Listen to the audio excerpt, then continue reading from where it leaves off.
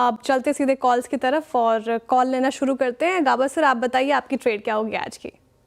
Good afternoon to you. मुझे जो पसंदीदा स्टॉक इस वक्त वो है अशोक लेलैंड। तो अशोक लेलैंड का चार्ट जहाँ से रिजल्ट्स आए हैं उसके बाद अच्छा अप मूव मिला है।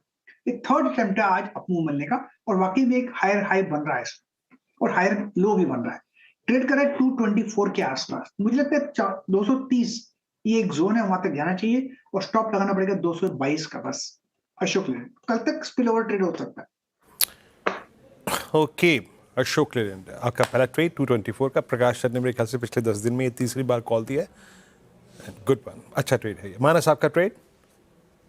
देखिए, यूपीएल पे खरीदारी करने की राय रहेगी वीरेंद्र जी। यहाँ पर कंसोलिडेशन के बाद स्टॉक बिल्कुल तैयार है फ्रेश ब्रेकआउट के लिए। पिछले हाई को स्टॉक ने आज टेस्ट किया था इंट्राडे सेशन में, तो यूपीएल में खरीदारी करेंगे। 639 का स्टॉप लॉस लगाएंगे, ये कैश लेवल्स हैं।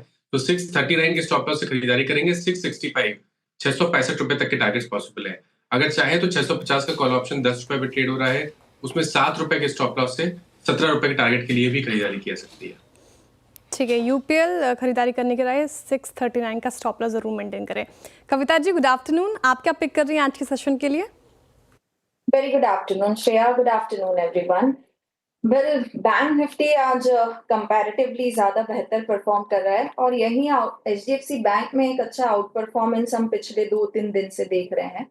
सो यहाँ मुझे लगता है अंटिल काउंटर 1709 के ऊपर मेंटेन है, तो यहाँ पर स्ट्रेंथ आगे बढ़ते हुए दिखना चाहिए। And even on Bank Nifty max pain भी ऊपर की तरफ शिफ्ट होता हुआ दिखा है। So for the price target of 1744 1750 आप एचडीएफसी बैंक पर एक बाय ट्रेड ले सकते हैं एज अ स्विंग ट्रेड, और काउंटर जब तक 1709 के ऊपर मेंटेन है, यहाँ पर डिप पर बाइंग अपॉर्चुनिटी देख सकते हैं। ओके, चलिए अब चलते हैं विकास जी के पास। विकास जी, गुड आफ्टरनून। मीनवाइल निफ्टी को देखिए, अभी अभी एक शार्प डाउन टिक आया और मेरे ख्याल से न जाने क्या हुआ कि हमने इंदौर की बातचीत में कविता जी को इंक्लूड नहीं किया और ये देखिए वो नाराज हो गई और 22955 से सीधे 50 अंकों का डिप। बट विकास, आपका ट्रेड क्या रहेगा? Good afternoon Virendra ji. देखो, ओवरऑल मार्केट में थोड़ा सा यहाँ पे आपको देखने मिला था, लेकिन अभी भी वो स्ट्रगल कर रहा है ऊपर की तरफ।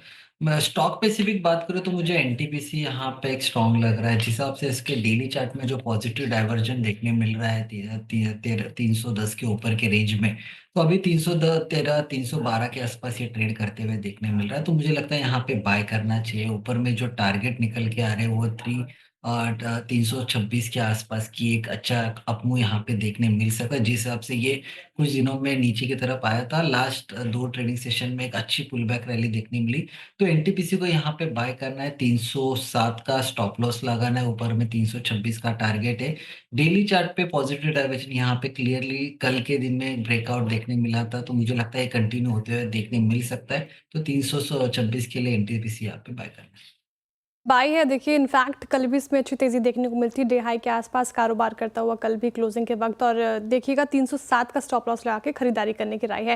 राजेश जी, आपने क्या पिक किया हुआ है? Good afternoon. Good afternoon Shreya ji. देखिए, मेरा जो पिक रहेगा वो रहेगा AU small finance bank. Stop loss रहेगा 514 का और जो टारगेट दिखता है वो है करीबन 535 540 का। ओके, राजेश जी का एयू स्मॉल फाइनेंस बैंक। और अगर आप धीरे धीरे देखें निफ्टी ने ऊपर से क्या खो दिया, तो अब आप इंट्राडे अगर आप हाई से देखें 150 160 अंक खो दिए हैं। तो अब हम धीरे धीरे फिर रिस्क जोन की तरफ जाते हैं, फिर जाते सिंक होते हुए।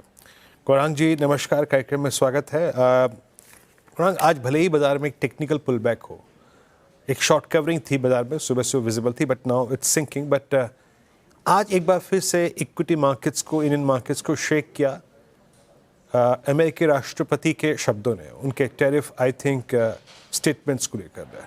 आज फार्मा पे काफ़ी इसका इम्पैक्ट है, जो उनके स्टेटमेंट थे उसके बाद। आपका व्यू क्या है इस वक्त, कैसे रीड कर रहे हैं आप? क्या ये अभी और प्राइस डैमेज करेगा फार्मा में? और उसके बाद आपकी कॉल। धन्यवाद वीरेंद्र, आपका सभी को प्रणाम और शुभ दिन हमारे तरफ से। तो आपने बहुत ही नरम शब्द का इस्तेमाल किया है, राष्ट्रपति अमेरिका के ट्रम्प साहब के शब्द। मेरे हिसाब से शब्द कम और तांडव ज्यादा है। मेरे ख्याल से जिस प्रकार से पिछले कुछ दिनों में जब से उन्होंने कार्यकाल संभाला है राष्ट्रपति का, तब से लेकर के आज तक और आने वाले भविष्य में मेरे ख्याल से इस प्रकार की टिप्पणियां आपको सुनाई देगी और कुछ कानून बनाने के तहत जमीनी स्तर पर ये लागू भी होगी। मैं बात कर रहा हूं टैरिफ्स की। तो इस और ये पहली बार नहीं है वीरेंद्र, हमने इसके पहले इस प्रकार की परिस्थितियां देख चुके हैं। हम आदी हो चुके हैं इस प्रकार की परिस्थिति के। तो अप्रैल के महीने में शायद ये बातें सुनने में आ रही कि फार्मा क्षेत्र पर अब टैरिफ लगेगा वगैरह वगैरह। उसके साथ chemicals, speciality chemicals, agro chemicals की भी बातें सुनने में आ रही है। वो तो समय ही बताएगा, लेकिन छोटी मध्यम अवधि से ज्यादा मुझे नहीं लग रहा है कि यहाँ पर परेशान होने की जरूरत है।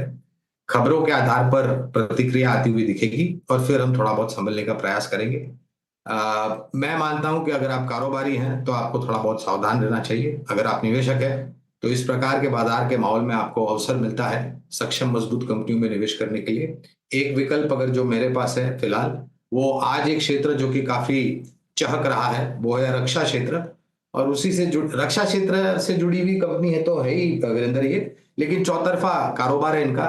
4-5 अलग अलग कारोबार है। मैं बात कर रहा हूँ लार्सन एंड टोब्रो एल&टी की। करीबन 3300 के आसपास मौजूदा स्तर एल&टी का। बुनियादी दर के आधार पर 4200 के आसपास के लक्ष्यांक निर्धारित किए। ओके, एल&टी आपका बाय कॉल है।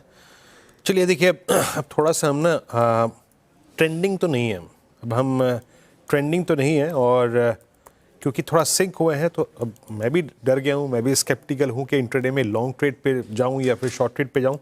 लेकिन जिन स्टॉक्स का जो अपस्विंग है वो सेकंड कंसेक्यूटिव सेशन मेंटेन्ड है, उससे बात कर लेता हूँ, जिस पे मेरे पास बेनिफिट ऑफ डाउट थोड़ा सा है। इस पे एक बार आप ये देखिएगा Kavita ji, CESC power space, जिसमें कल भी काफ़ी लॉन्ग बिल्डअप हुआ था, पुल बैक ट्रेड्स की कैटेगरी में के जोन में आप CESC को कैसे रीड करते हैं? क्या ये पुल बैक इतना ट्रस्टवर्दी है कि इस पे राइड किया जाए? आपका व्यू इस वक्त इस पे? तो CSC अगर आप देखें तो वीकली सेटअप पर मुझे लगता है एक शॉर्ट कवरिंग मूव जो है वो एक्सटेंड होता हुआ दिख सकता है, बट इमीडिएट रेजिस्टेंस काउंटर पर 135 का है जो इसका फॉलिंग 20 EA में है। तो वहां तक ये काउंटर अप्रोच कर सकता है और ये पॉसिबिलिटी तब तक मेंटेन रहेगी अंटिल काउंटर 126 के ऊपर मेंटेन है।